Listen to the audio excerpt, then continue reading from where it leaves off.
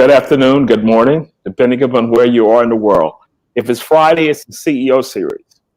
Our guest today is John Hollon, co-founder of TalentX.com, one of the largest website centered specifically in the space of human resources. He's a journalist, blogger, former newspaper, magazine, online editor. Currently, he is the managing editor and podcast host at Fuel 50. Our topic today is the secrets of powerful writing and why does it matter in an internet age. John, welcome. Good morning. Good to see you, Ron. Good to see you. Thanks for getting up early in the morning. What time is it in California? It is a little past 7 a.m. on Friday here. Okay, that's what happens when you have good friends that will make the effort to do that. So thank you so much, for being here. As an editor and journalist, what drove you to that profession? I mean, we go to school for certain, disciplines, and we come out and we try and find ourselves.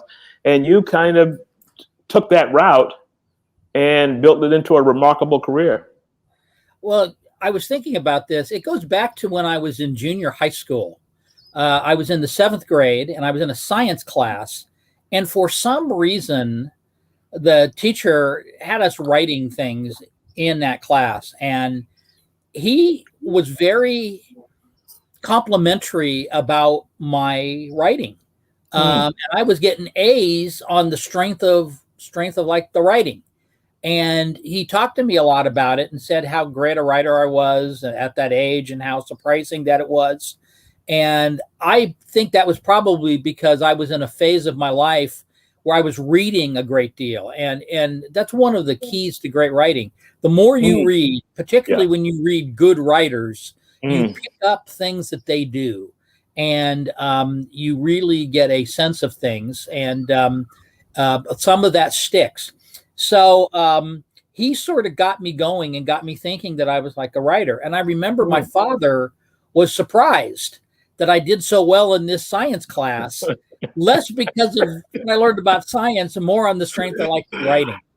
And that I just sort of rolled over into when I went to high school. I was on the high school paper and the yearbook, and I did those things. And it got me into the writing thing, and journalism sort of followed along after that. Was that, okay, that's a way you can write and that's a way you can do it. And I like news anyway. So that was sort of what got me started on the path. That's interesting. My English teacher, who's 90 plus, had a birthday the other day, and she's in South Carolina. And I saw it online, and I called into her, and I thanked her for giving me the thirst to begin writing, begin putting the words together and telling a story. And she was kind of shocked to hear that, because I wasn't one of the best students. I was kind of a troublemaker, but it's kind of the same story. I talked to her about what it meant for her giving me compliments on what I was doing.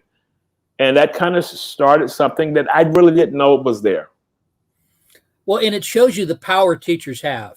And this science teacher, I don't remember his name. I don't remember much about him, but he had an outsized influence on my life, because his support and encouragement of my writing got me launched. And it's been just continuing on an upward track from there. So if that makes the case for the impression we have on people, I'm going to take it to the corporate side. Should leaders be aware of the imprint that they can put on people, or they can, guide people, give them hope, give them kind of a direction if we exhibit the right leadership? In the same way teachers do that, leaders do that too. I can think back over the course of my career to a number of leaders who I worked with and lessons I specifically learned from them. I can point back to when Tim Kelly at the Orange County Register told me this, or when Jim Bellows at the Los Angeles Herald Examiner did this, or when Rance Crane at Crane Communications told me this.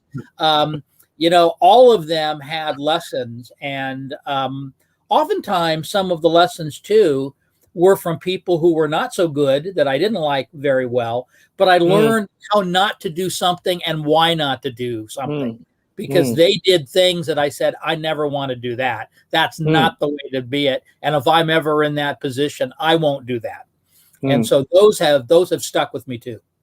Okay. So we all make an imprint. We could make an imprint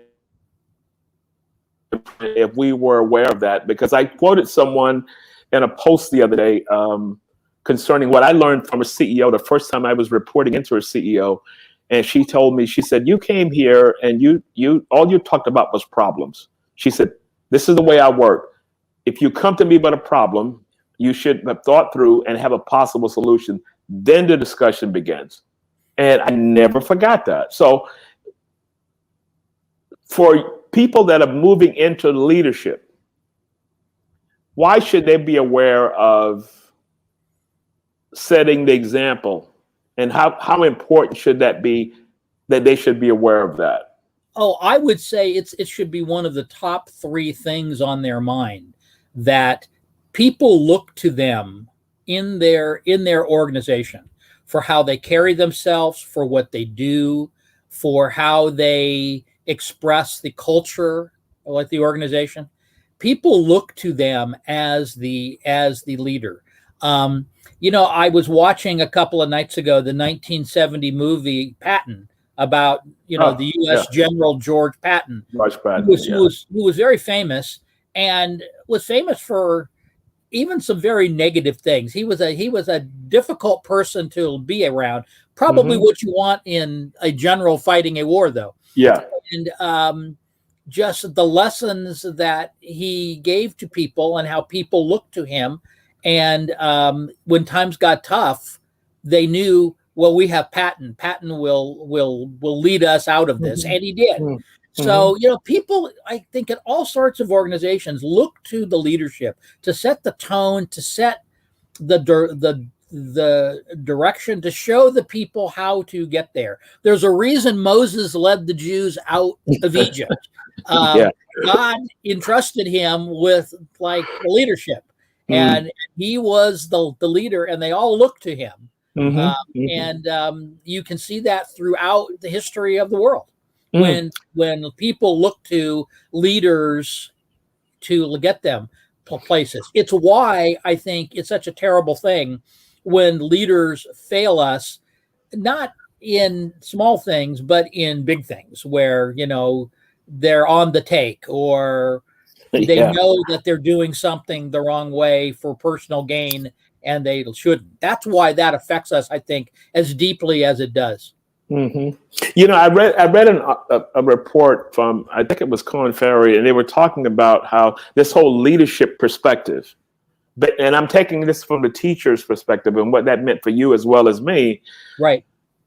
And what they were saying was that we need to start early. Leadership development is always focused on people that have been built up over years of bad habits and all those kind of things. If we would start early in the process of moving from a subject matter expert to a supervisor or team leader, and we start developing those skills earlier, as opposed to trying to fix it at the top of the food chain. Yeah, you have any thoughts on that? Well, I think it's a good thought that, the sooner you get people focused on that, the better. Because leadership is such a powerful driver of so many things, that the earlier you can get people to understand why leaders are important, what they do that's important, why we need them, I think the better off we all are. Okay. Let me just mention her name was my teacher's name, because I'm going to send her a copy of this because I just thought of this. Her name was Lily Moses, and she's 94, 95 years old. So that's just putting there for that.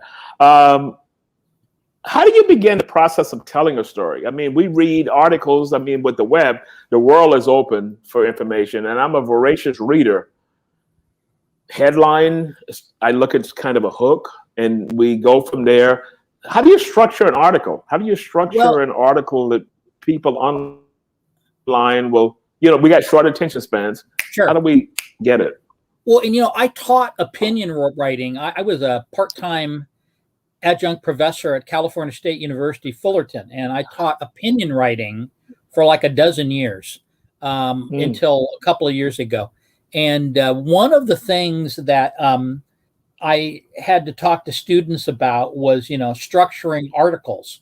And, you have sort of a hook to get them into it. Yeah. You have what I would call a nut graph. And a nut graph is essentially a paragraph that tells you why this is important and why people should care. That's an important thing, having a strong nut graph, because it sort of sets the tone for the entire piece. So you have a hook, you have a nut graph, why it's important. Then you make the case. You should have like some evidence there, and then you close it. You close it with something strong to sort of end it so that it's memorable at the end. So those are the various things. When I taught opinion writing, I taught all of those steps. That those were the steps people needed to have, and so I got my students into it. And one of the things that I told them about opinion writing, it's a life skill. It's a life skill that everybody needs to be able to make a great case for something that they believe in and try to convince another person or a group of people. And so I would tell like the students this, because, they'd say, I'm never going to be a blogger. I'm never going to be like an opinion writer. I'm going to get out and I'm going to go do this instead. And I said, that's great. I said, that's all good. But, it's the kind of thing where, you're trying to make a case and, this is how you should do it. Trying to persuade people is important, but you need evidence and such too. So, having a very structured way to do that, I think, is important and is a life lesson that you can use all through your life to convince people to listen to what you got to say. Yeah. That kind of hit a point with me, because if you're giving a presentation to a vast audience, we should also think in those terms. So in other words, start with why this is important and what those same things. So can we extrapolate from that to say the same way you would structure an article, we can structure a presentation the same, starting with certain key components? Yeah. And, the key is hooking people and getting them in at the start. Not that that's the most important element, but it's certainly the most critical one, because if people don't read past the first paragraph or two or listen past the first 5 minutes, you could say something 30 minutes later, or, 1,000 words later in the piece that you are writing, and they won't be there to see it. And I used to counsel a lot of my students. I said, so many people are reading this now on like smartphones, where the screens are very small. They don't get a lot of words to start with. Makes it even more important that you hook them and grab them quickly, because what you want them to do is stay with you and to continue on. So that's a really, really critical thing. And, one of the things that you had asked me about, deciding on a topic. And I always used to point to my students that Mike Royko, the late, great Chicago Tribune columnist, who was a thorn in Mayor Daley's side for years. He used to say 80% of writing is figuring out what to write, which is to say the hard part is coming up with what you want to write. The actual putting words to paper or words in your computer or wherever you write is actually easier. And I have told students that once I figure out what it is I want to write, everything else kind of just flows on out of that. The actual writing isn't that hard. Yeah. Well, that's what I learned from you, because let me say this to the audience. So we were talking about the English teacher and how somebody in John's life made a huge imprint. This gentleman here was the one that got me into blogging when he started TLNT, because we had been friends before that. This was at that Wall Street Journal kind of sponsored dinner. for Workforce Management Magazine. And when you started up TLX. Yeah, Ron, we were doing it with Crane's New York business, because we were on like a panel there, right? Yes, yes.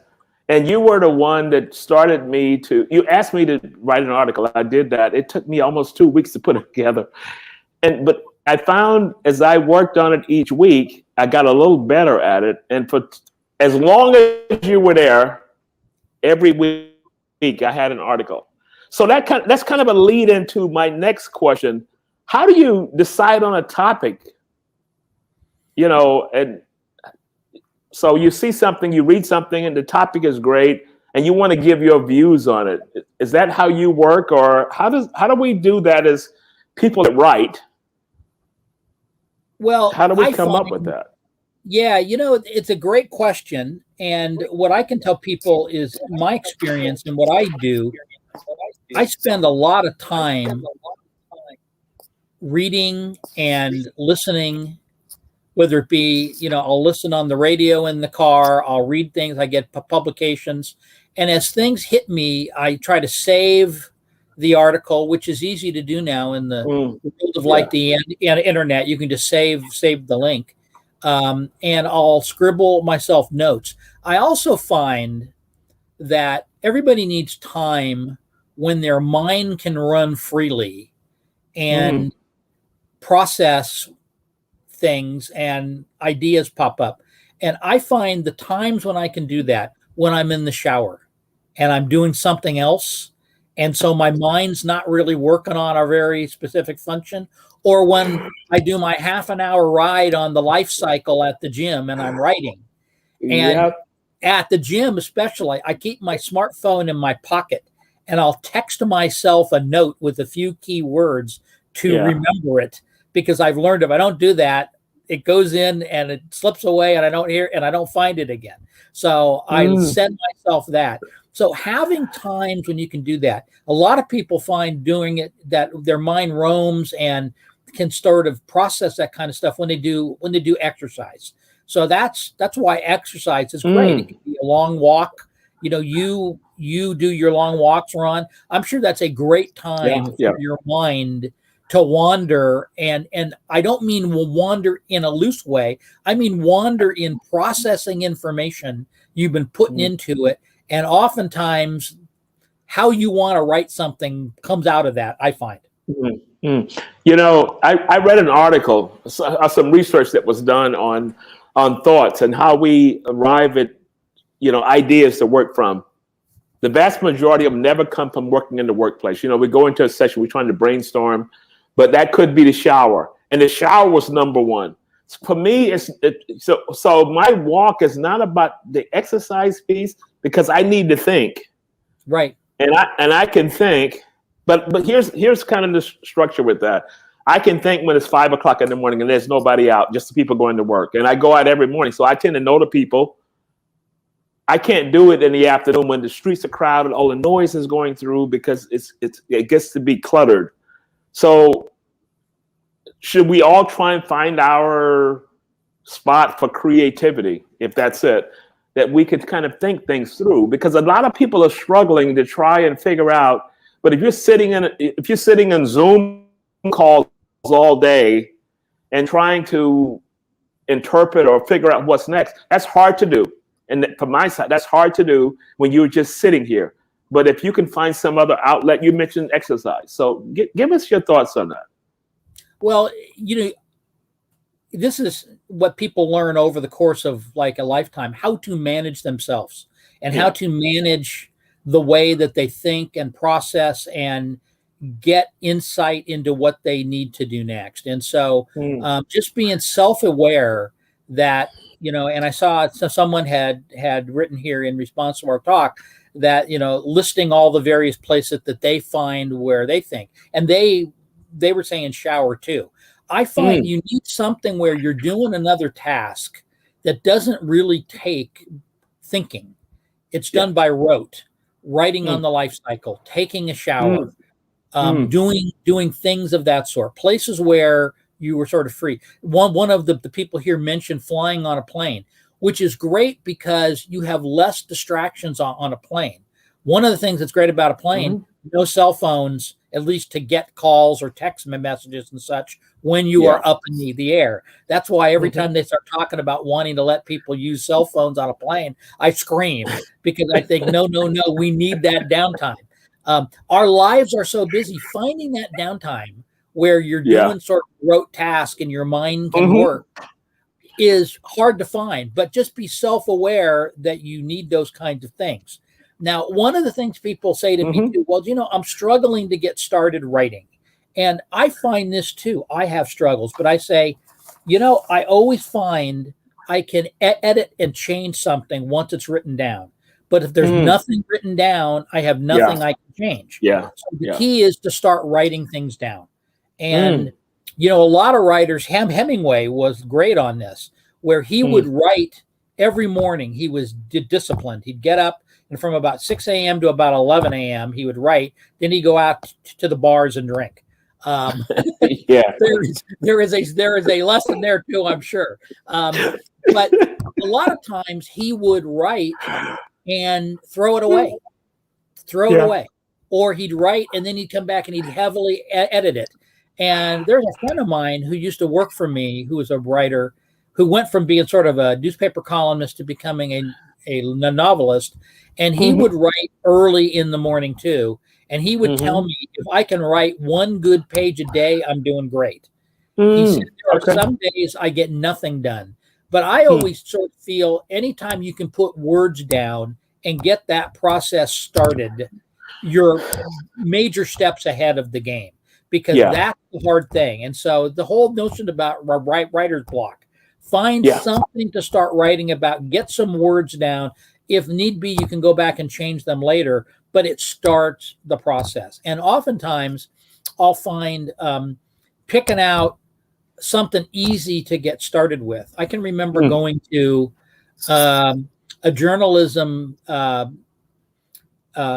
sort of like a institute where you did training, and I was with a bunch of news editors from a lot of papers, the New York Times and the Arizona Republic and Phoenix and various things, and we had to critique the papers of others in our group. And I think the first one I picked up trying to critique was the New York Times. And what I found was, I put it down. I said, let me find one where there's a lot of things to critique that jump out at me, that just, maybe isn't quite as polished as the New York Times. Don't pick the hard one to do first. Pick like the easiest one to sort of prime the pump to get you started. To get you started. Because I figure once the process starts, you kind of get into like a rhythm. And that's important too. You know your own self. The older you get, the more you know it. And that rhythm is an important thing. I find when I can feel I'm on writing, I need to continue as long as I can until that feeling peters out. Because I've got it right now. Let it flow. Let it come out. So you see all these apps and they're saying, oh, do this for time saving. You can jot a note here. I find, and this is just my personal opinion, is that if I write it down, it's going to be more impactful than me putting it on some app, because I can take that and build it out if I want to give my impressions of that. And I think the internet has kind of pulled us away from writing. We can text and we can do these kind of things. But I still find the best way to do it is to make a note. And when you get up the next morning or whatever, and I have pads all over, wherever I am, I can write something down, as opposed to using these kinds of technology to do it. I mean, I think everyone has to figure out what works for them. That's exactly right. And, the whole thing about writing down, everybody probably has had the experience. In the middle of the night, you'll wake up with an answer to a problem. And you don't write it down. And the next morning, you remember you had the answer. You just can't remember what it was. And it frustrates you. And it's those kinds of experience that lead you to have the pads all over the house to write. It's like me on the life cycle at the gym texting myself, because all I need is a few words and it's there. So I do that.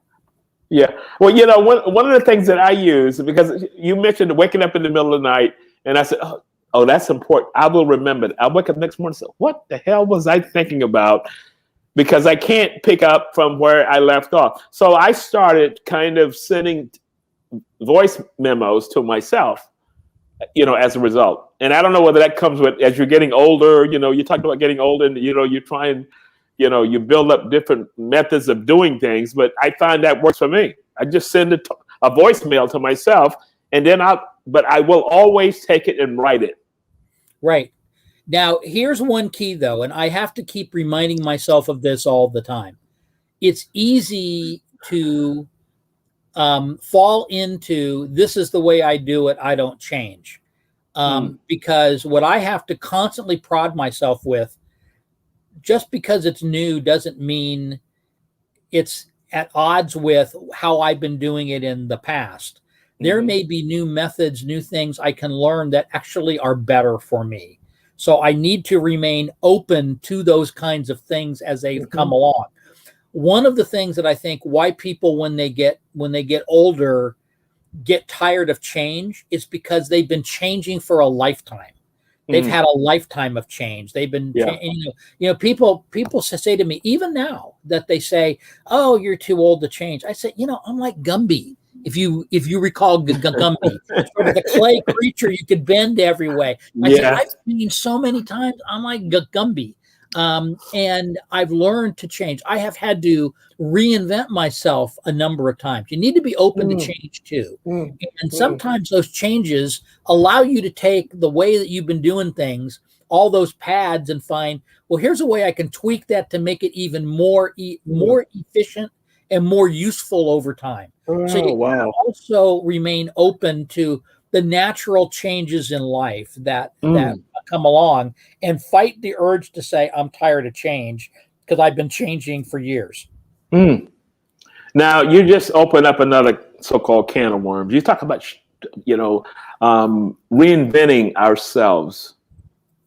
And I know people are struggling in jobs they have, and they're trying to figure out what is the next step, whether I should stay, whether I should go.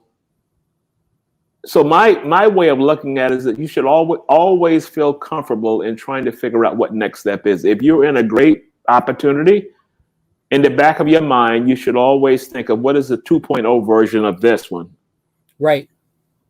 Well, and Ron, what I wanted to do when I was in college, where I was the managing editor and the editor of the campus paper, and I had an internship when I was in college on the Metro desk at the Los Angeles Times, which kind of jump-started my journalism career.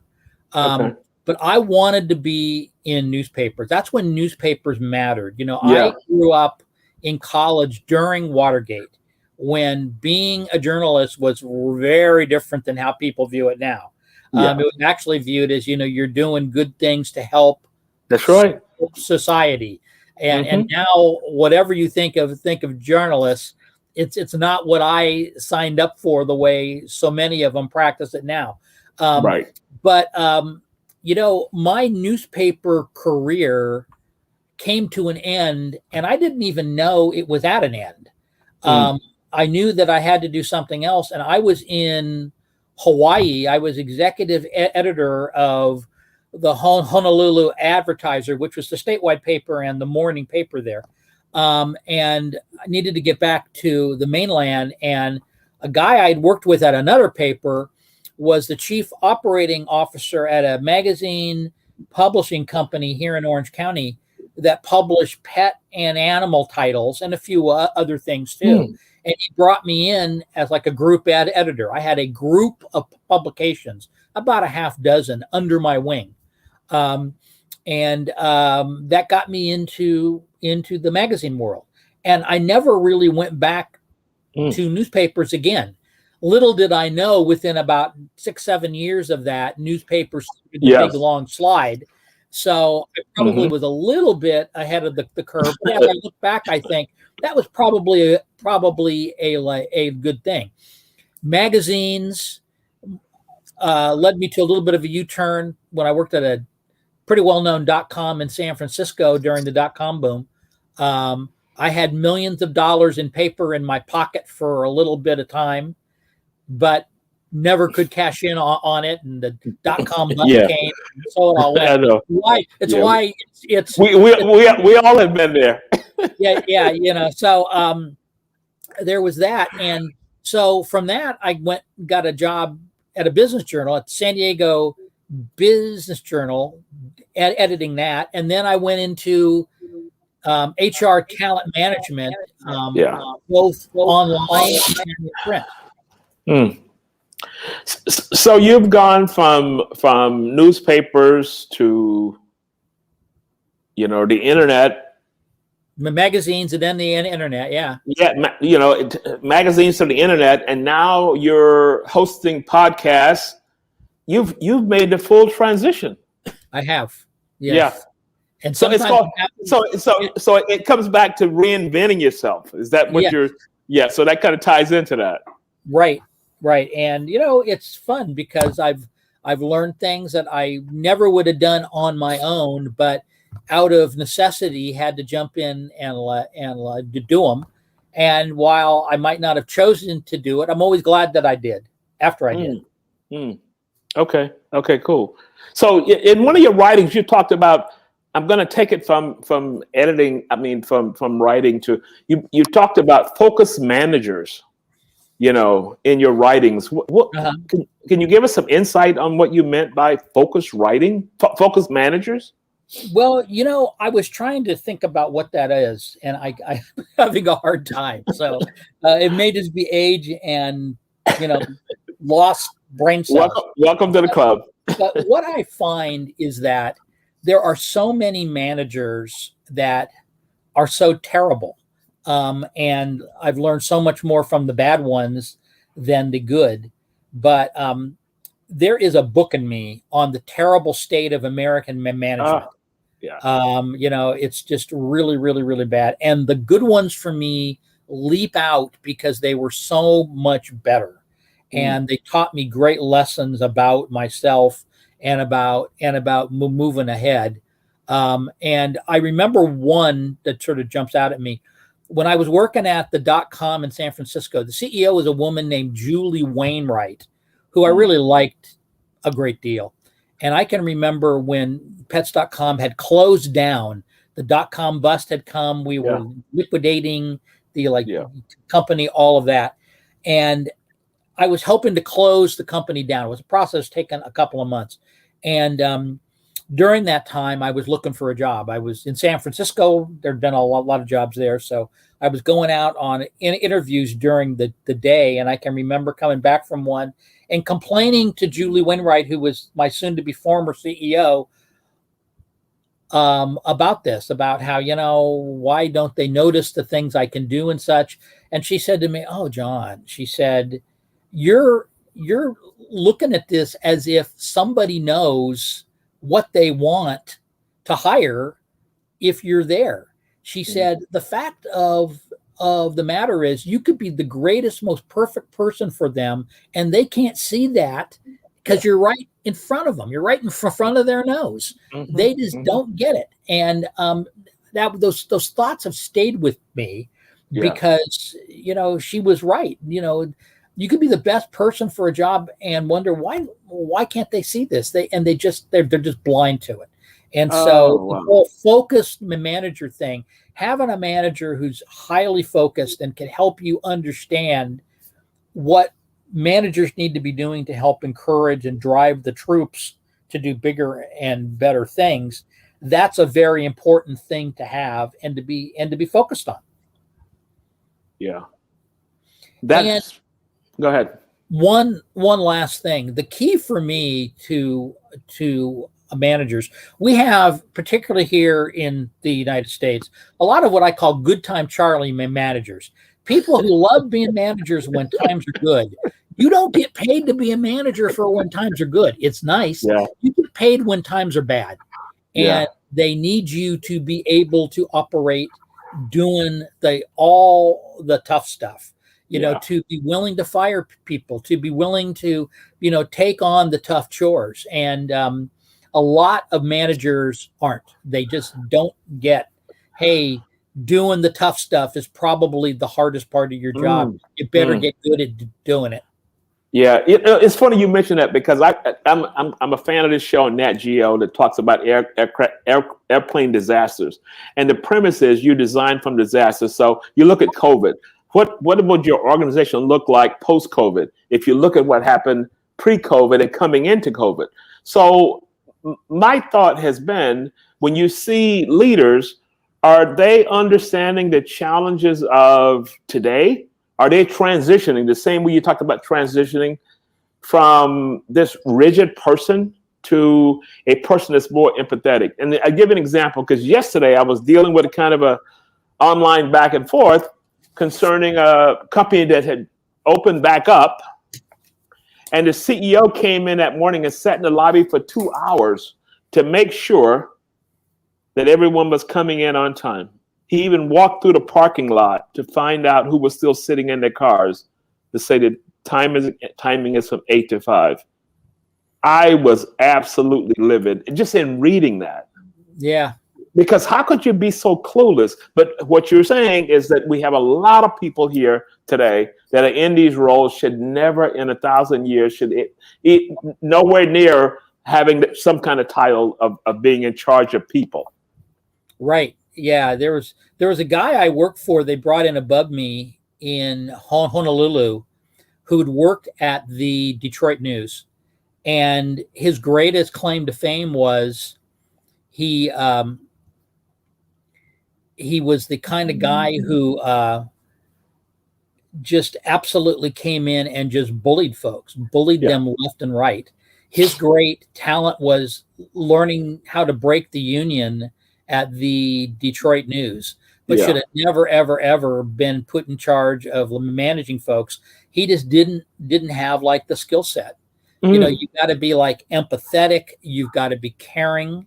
You got to be willing to do like the tough stuff, but also know that, you know, with the tough stuff, you got to understand these are people too. They have feelings. They have things that, you know, you need to be concerned about. They have families. They have lives. Not everybody is perfect. And sometimes it's finding the perfect role for like a person. That, you know, a lot of times when folks struggle, it's not because they're bad. It's because they're just cast in the wrong role. Yeah. Going back to that show, what I picked up, I tend to watch shows and see what I can pick up from it. You know, so one of the things that one of the pilots talked about, he said that for the most part, our jobs are just guiding a plane. He said, but you gain your stripes when there is an issue or a warning signal, or this is flashing, or whatever it is, no fuel, or whatever it is. That's when you become the leader who takes charge calmly and guides it to, you know, landing or whatever it is, saving lives. You know, Ron, that's the lesson of the film Sully, about Sullenberger, who took off from LaGuardia Airport in New York, had both the engines go out because I think geese. He flew into a flock of geese he didn't see, and they knocked out like the engines, and he had to figure out, how do I land this plane safely? And he quickly figured out he couldn't get to one of the smaller airports nearby. He had to land on the Hudson, on the river, and managed to do it, didn't lose a single person. Yes. But the thing in the film, which I believe is embellished a little bit, but still is worth talking about, how they tried to second guess why he did what he did. I saw that, yeah. And what they found was the models they had couldn't possibly take in all the variables he had to deal with. And his great experience built up over many years told him, this is what I need to do. You know, it's the whole 10,000 hour thing. You know, you need 10,000 hours of practice to be an expert. He had probably many more than that. But it said to me at the time, this is why we value so highly experience in people. And I know that there's always and this generally comes from younger people who, strike out at, oh, why are you looking to hire that person that are so experienced? You need young blood and young thinking. Well, sometimes, yes, you do. Yes. But oftentimes, you also want experience. You need somebody who really has that lifetime that they can apply. Sully did that at a moment where it mattered most and got everybody off the plane. And even though the plane never flew again, everybody walked off that plane and lived through it. Yeah, that was a great movie. That was when I watched that movie, it was a great movie from my side because I tend to dissect through the organizational capabilities and all those things on leadership, taking charge and being confident in what you're doing. Again, based on your experience of doing this, because the so-called Suits, as the movie showed, they took a different approach, and they were questioning him on why he'd made the decision to do that. I get asked a lot about, what am I most proud of? And one of the things that I'm most proud of is that when I was hired for my first role as a top newspaper editor, the person in charge of the newsroom, Gannett, which at the time was the largest newspaper publisher in the United States. They still are. They hired me to go to this little paper in Great Falls, Montana. Great Falls is the second largest city in Montana, has about 50,000 people. The paper I think I had a news staff of 33. And I tell people my great task is they had a union in place. So I couldn't just come in and willy-nilly fire people and make changes like that, even though that is not my style anyway. But I tell folks, I said, my greatest accomplishment was helping those people and helping that newspaper to improve. We were the most improved Gannett newspaper the year after that I got there. We went from worst to first. the best. And I tell people I was able to do that without the staff hating me. I was able to do it and them feel proud about it and them embrace what I was showing them and to feel, hey, this is what we were meant to do. So to do that, and in a union environment, that's hard to do because unions tend to, I find the things that they tie you up with the most are rules, are like the work rules. You can't do this, you can't do that. In fact, later on, when I was in Honolulu and changing headlines on the front page, the union threatened a grievance that I shouldn't be changing headlines on the front page. That was guild work. And I said, I dare you to grieve that. Grieve that the top editor can't change a headline on the front page of the paper. Let's have you have that talk. I want to have that talk. And they, of course, figured out that was a stupid argument to try to make. Okay, we leave that alone. We don't even go there. But I was very proud of being able to get these people at this paper where they were feeling trod upon and was viewed corporately as terribly underperforming and take them to the opposite side. Okay. And make it a high-performing paper where they were proud and they did it without hating me. Okay, cool. Without hating me. Wow. Yeah, I'm going to make a note of that because that's a blog topic for me. Yes. So let's take that forward. Let's dig a little deeper on that. What advice would you give for new managers, as well as seasoned managers, as to how do you go from last to first? What are 3 key points that you would look for, or you would try and instill in them to make that transition? I would say that one of the key things is to listen more than you talk. Yeah. Ask people for what they think and let them tell you that.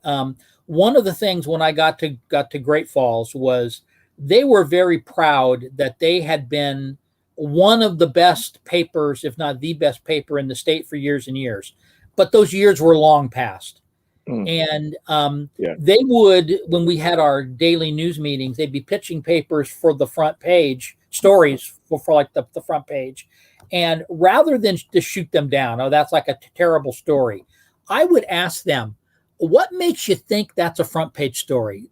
Explain that to me. I don't quite get this topic. Tell me about it. Like, the why. Educate me here. Yeah. And I would say about half the time they would educate me enough where I'd say, okay, we need to make sure we execute this story to tell people that you're right. This is a better story than I thought, but here's what we need to do to make sure that we make that point. But another half of the time I'd say to them, you guys, this is not a front page story. And here's why. And I would explain to them, why this isn't quite ready for prime time yet. So it doesn't mean it won't be a front page story down the road at some point, but it's not ready for that now. So I tried to listen to them and to have them explain to me. I often, too, what I would do would, rather than sit in like my office, I'd come out and I'd sit on the news desk where there's a lot of people working and just do my work out there because I heard things and I could listen to things and I heard people talking. It also made people more willing to like approach me. Rather than come in behind a closed door, the throne. Yeah, they were more willing to say, such and such, about it. And I would learn things like my publisher, my boss was a woman whose name was Barbara. First time for her to be like, the publisher. And they would tell me when I sat out on the news, I said, well, why are we doing this? Well, Barbara wants this. So I'd go into Barbara and say, hey, they are telling me out there that you want this. And she said, I didn't say that. I walked by and they asked me about one specific thing on one specific day. And I gave them my thought about how to handle it on that one day, not to do it that way for all time. And it allowed us to break through a lot of barriers, I thought, quickly. And what it said to the staff was, hey, if John hears something that he thinks is stupid, he'll go challenge it, even if it's with his boss. Yeah. That's cool. So that would be one thing. Right? Okay, cool. Yeah. So, when we talk about, the impressions we have on people and how you build that staff up and you move from below the radar to the top of the food chain, there was a lot of transitions that went through that. And in managing people, you created a kind of environment. Although you had governance above you, you were able to create that. So if we think of an organization, if you could give an organization, so-called the C-suite people who are probably listening in on the show, what advice would you give to them to listen? Because the first key point you talked about was the listen.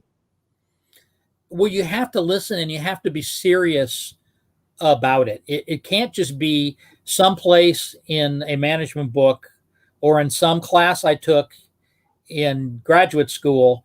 They told me I need to listen to people. You need to listen to them with the intent of understanding them better, to hear where they are coming from, and hear what wisdom and insight they have. Because even the most lowly person on your staff, in your organization, has something important to tell you. You just have to be ready and willing to hear it. And so it's listening to those kinds of people. And what you find is sometimes answers to problems come from the most unexpected places. Somebody you never expected to give you some insight into how to fix this problem or how to handle this says something and you say, wow, I'm glad we talked. I would have never gotten that from anybody else because they weren't seeing it from that perspective. Yeah.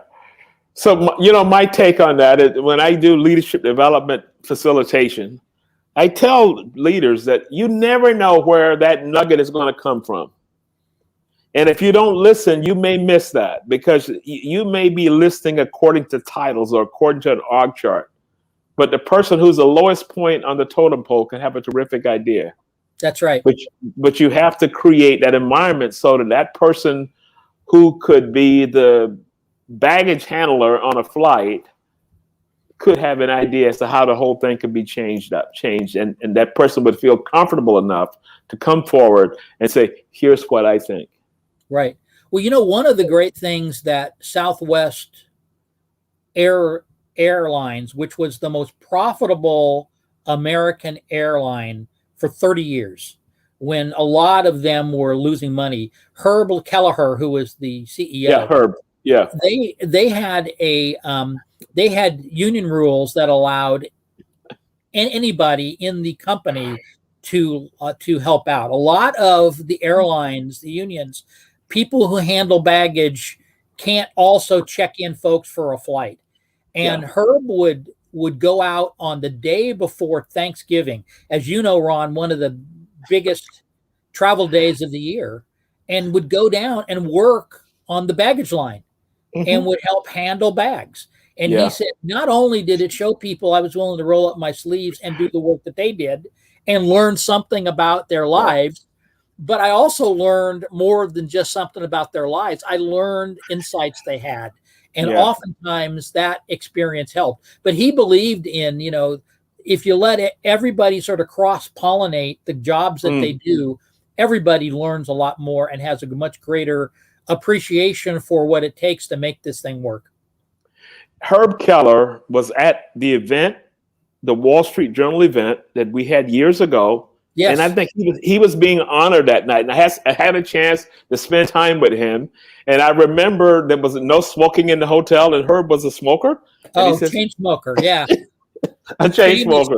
Yeah, famous chain smoker. But I was so honored to be in his presence because I knew what an unorthodox leader he was and how he looked at people.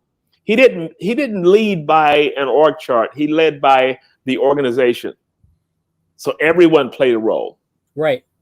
Well, and Ron, one more thing, and this is another thing I would give as advice to young leaders and young managers: be humble, be humble, be willing to listen, be willing to say you're wrong, be willing to tell people I don't have all of like the answers. Yeah. I need you. And I have told people this a number of times. Help save me from driving over the cliff. You know, keep me from doing that. Speak up. If you see something that doesn't make sense, tell me. Be humble about those things. You know, you're in charge because you understand what it takes to lead people, not because you are better. And just know that everybody has value they bring. Be humble, understand that. Let them, put them in a place where they feel they can tell you things and say things. Not all of it's going to be stuff that you can use, but in there will be some nuggets of some things that you can't find anywhere else. Yeah. Yeah. And by the way, Herb Kelleher was exactly that way. Oh, he was. Yeah, he was. And anybody that's listening, I would like for you to Google Herb Keller. He was the founder of Southwest Airlines. Very unorthodox type leader. Go ahead, John. And he wrote a great book. It's called Nuts. Yeah. Because they used to give out nuts on the plane, and he was big on that. And it's a great book about his thinking and about how he did things. Herb is gone now, but boy, he built that from just a little carrier. And Herb wasn't even a manager. Herb was like an attorney. He was like airline attorney, and ended up being the CEO and like the leader. And he always said two things got him through: cigarettes and wild turkey. And wild turkey is, you know, a bird. Yeah. Yes. Matter of fact, when he and I was talking that night, he had his wild turkey and he had his cigarette in his hand. And the young kid comes over. He says, "You can't smoke on you." He says, "Get away from me." John, thank you so much for being a guest on the show tonight. So many nuggets of information. I see a lot of good points are coming up, and people are really connected to that. So just hang on for a second as we close out.